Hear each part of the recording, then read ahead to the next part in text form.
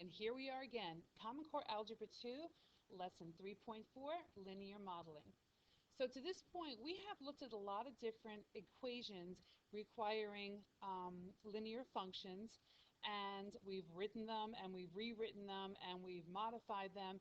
And today we're going to talk about modeling them. So using the word problems, and I know you guys hate word problems, but remember, all of the scenarios that we are given in life are word problems.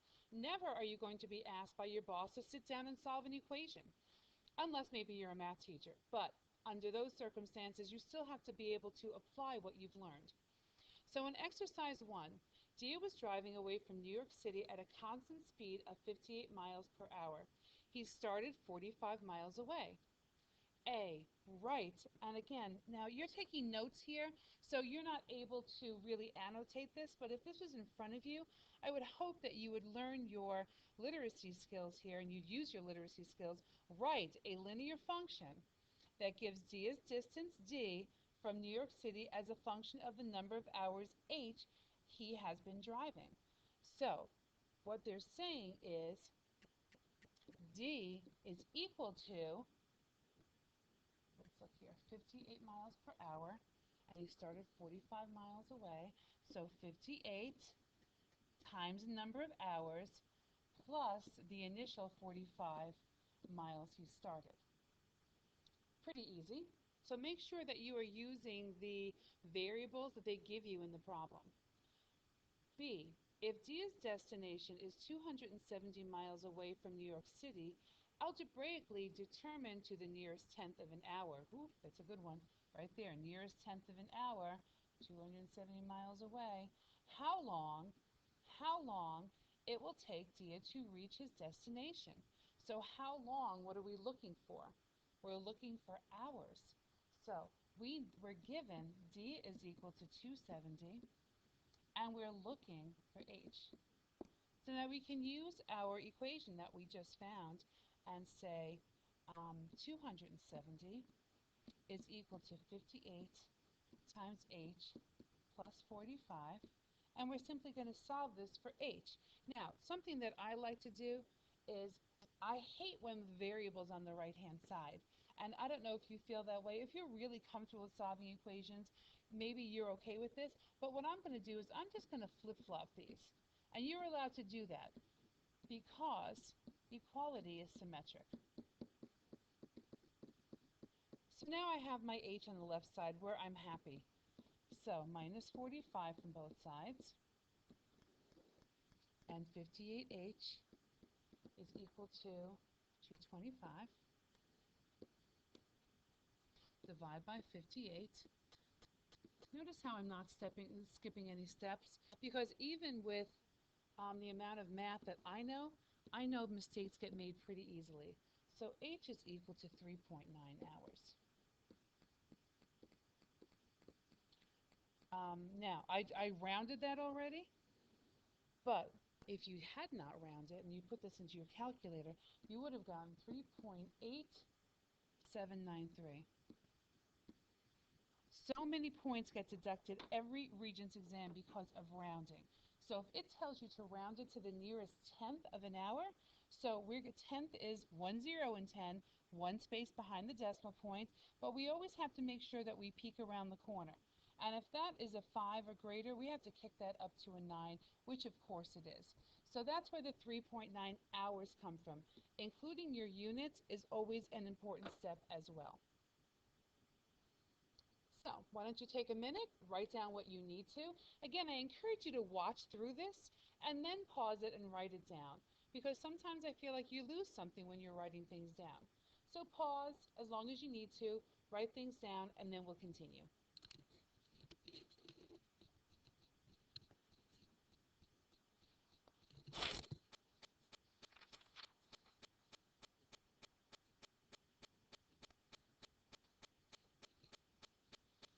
So in exercise 1, it's clear from the context what both the slope and the y-intercept of this linear model are.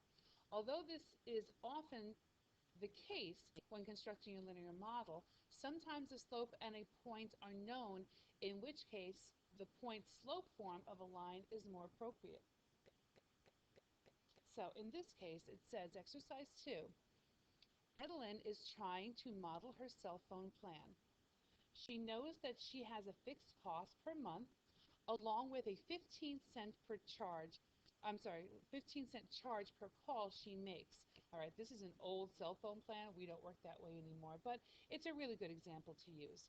So in last month's bill, she was charged $12.80 for making 52 calls. So what are the important things here? She needs to know, she knows that there's a fixed cost involved per month. There's a 15-cent charge per call, and her last month's bill, she was charged $12.80 for making 52 calls. So nothing asked to do, nothing to circle. Now, create a linear model in point slope form, that's important, for the amount Edelyn must pay P, so P is one of our variables per month, given the number of phone calls she makes, C. So if you take a look at this, it's kind of easy to see which is going to be the independent and the dependent variable, because our our costs, or what she must pay, her P, depends on how many calls she makes, C.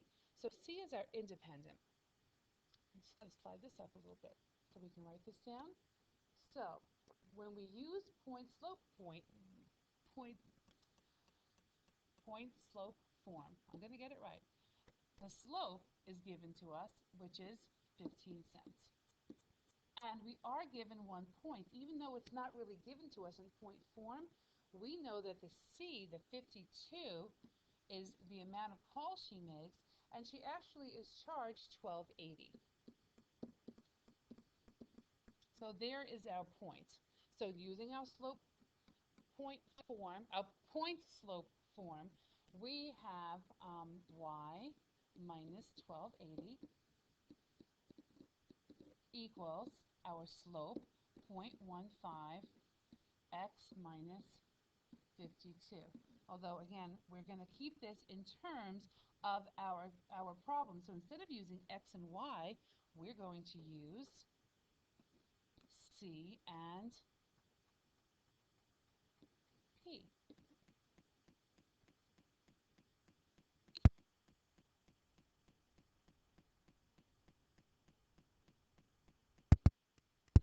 Okay, so moving on to B. How much is Edelyn's fixed cost? How much is Edelyn's fixed cost? In other words, how much would she have to pay for making 0 phone calls? Now, finding that fixed cost is equivalent to, I'm hoping you're going to realize this, but it's going to be the y-intercept. It's going to be that constant at the end of the slope form, the y-intercept slash slope form. So if we need to manipulate this just a little bit to find that, we can do that. So we have our original P minus 1280 is equal to 0.15 times C minus 52. We're going to distribute the 0.15 cents, which is 1.15 C minus 780. So it's this times this, using our distributive property. Add 1280 to both sides. And we get P is equal to 0.15 C plus 5. So now we're able to see pretty easily that $5 is Edelyn's initial cost.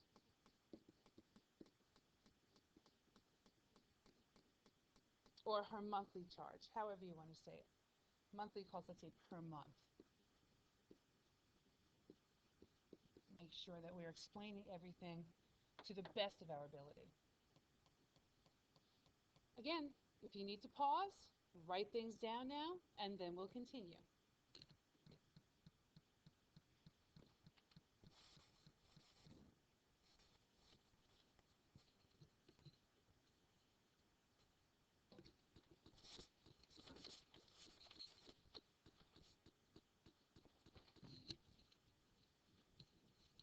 Many times, linear models have been constructed and we are asked only to work with these models. Models in the real world can be messy, and it's often convenient to use our graphing calculators to plot and investigate their behavior. Exercise 3. A factory produces widgets, which are basically generic objects with no particular use. The cost C in dollars to produce W widgets is given by the equation C equals, that's what we're given here. So let's just box this in. Like I told you, I always like to make sure I'm boxing in my math. So this is widgets. The factory produces widgets. Nothing else important there. Each widget sells for 26 cents. So remember, we have to think math here. 26 cents would be 0.26. Thus, the revenue gained, R, from selling these widgets is given by R equals 0.26W. So just taking a minute, maybe you want to pause and make sense of that problem, because understanding what the problem's asking you or telling you or setting up is half of the success of the problem. Okay? So use your graphing calculator to sketch and label each of the linear functions for the interval 0 is less than or equal to W, which is less than or equal to 500. Another way of saying that is W is sandwiched between 0 and 500 inclusive. Be sure to label your y-axis with the scale.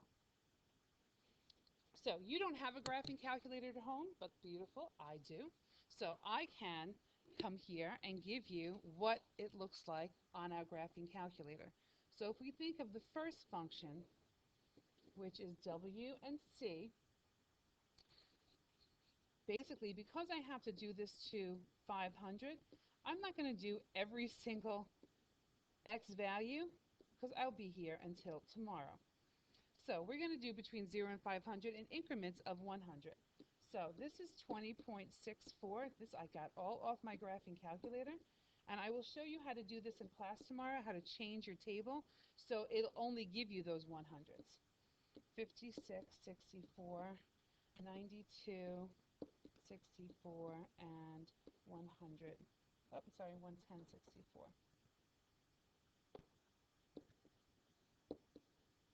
Be sure you ask me to show you that, all right? Because things get a little crazy, and once in a while I forget.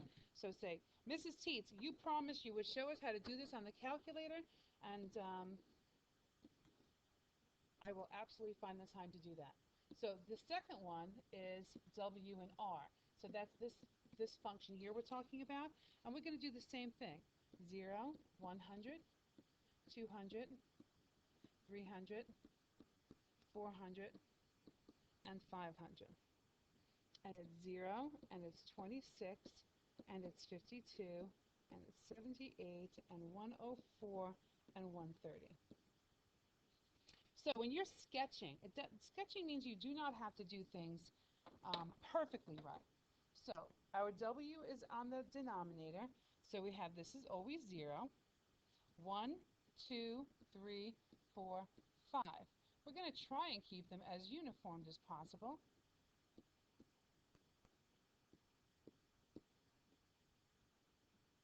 And as we can see, our largest Y value is 130. So why don't we do 50, 100, and 150. I think that might work. So again, we're sketching here. So the first one is 0, 20. So we're starting up a little higher up here. All right, and then we're going to 38 at 100. So 38 might be here. 56 might be here. 92, remembering these are linear, so they should be coming up to a nice straight line. And the last one, I'm sorry, is 110, which would be up here. So 400 might be over here somewhere. So if we try and draw a nice line through these points, let's assume that they should be exactly on that. So this point should probably be here, this point be here. So we have a nice straight line. So the second one is going to be the same thing, except this one's starting at 0, 0. At 100, it's 26. So it's not quite as high as the first one. At 200, it's 52. Still a little bit underneath that one. 300, it's 78. So now we're getting above it. This should be a straight line, but it's not working that way. So why don't we cheat just a little bit, and we'll do the same thing. We'll go this way, and it will look something like that. So use your calculator's intersect command. Again, we're going to spend some time doing this tomorrow in class, so that way you can really understand how to use that calculator to the best of your ability.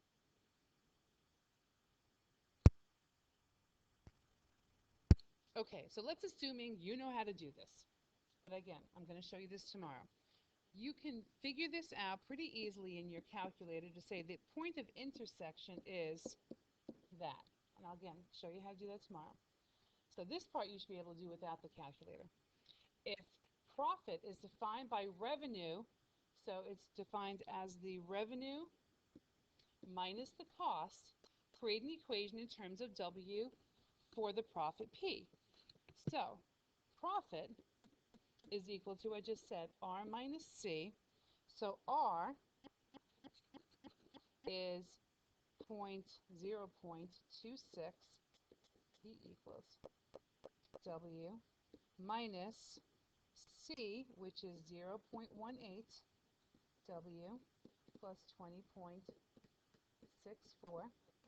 And we're just going to simplify this. We're going to clean it up a little bit. So we get 0.26 W minus 0.18 W minus 20.64. Again, when we clean it up, we're going to combine some like terms, and we come out with P is equal to 0.08 W minus 20.64. There's our profit. D says, what is the minimum number of widgets that must be sold in order for profits to reach at least $40? So reminding yourself, you have to figure out what they're giving you here. You want the profit to reach $40. So you want this equation we just came up with. So 0.08 W minus 20.64, and we want to see when it equals 40. Well, technically, it's greater than or equal to 40. But once you solve this whole thing, which I don't think you need to have me do it, W turns out to be 758.